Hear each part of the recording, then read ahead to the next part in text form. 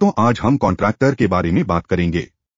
यह किस प्रकार काम करता है और इसका इलेक्ट्रिक सर्किट में क्या उपयोग है। दोस्तों, कॉन्ट्रैक्टर एक इलेक्ट्रिकल पुर्जा है। इसका उपयोग सिंगल फेज या किसी 3 फेज उपकरण या मोटर को चालू या बंद करने के लिए किया जाता है। आसान शब्दों में ये एक स्विच या एमसीबी का उन्नत रूप है। यह बाजार में विभिन्न वोल्टेज रेटिंग और क्षमता के मिलते हैं। इसमें मुख्य रूप से सामान्य बंद परिपथ बटन अथवा नॉर्मली ओपन स्विच का प्रयोग किया जाता है, जो सामान्य स्थिति में परिपथ को बंद रखता है।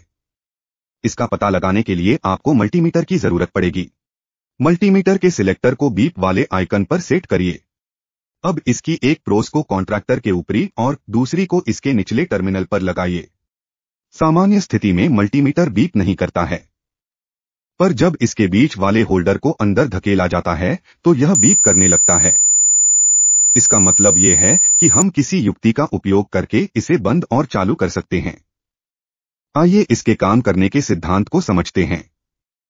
याद रखें कि विद्युत झटका जानलेवा हो सकता है। पूर्ण सुरक्षा और इससे संबंधित जानकारी होने पर ही इसका उपयोग करें।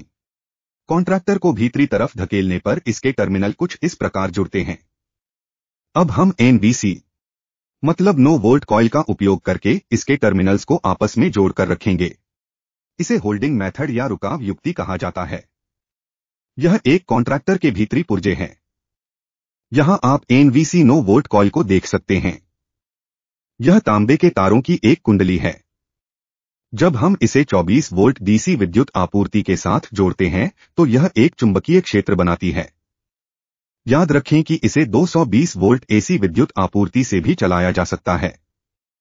अच्छा होगा कि इसका उपयोग करने से पहले इस पर छपे इंस्ट्रक्शंस को एक बार जरूर पढ़ें। जब इस कॉइल को विद्युत आपूर्ति से संयोजित किया जाता है तो यह चुंबकीय क्षेत्र बनाती है और इन प्लेटों को अपनी ओर खींचती है। ये प्लेटें कॉन्ट्रैक्टर के सर्किट को पूरा करती है। अब आप कॉन्ट्रैक्टर के काम करने के सिद्धांत को समझ चुके हैं।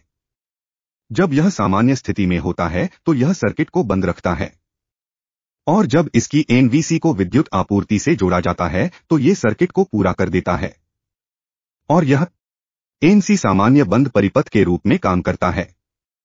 कॉन्ट्रैक्टर का उपयोग महत्वपूर्ण रूप से DOL starter, star delta starter, forward reverse starter आदि में किया जाता है। इससे संबंधित जानकारी हेतु इसी चैनल की अन्य वीडियो देखें।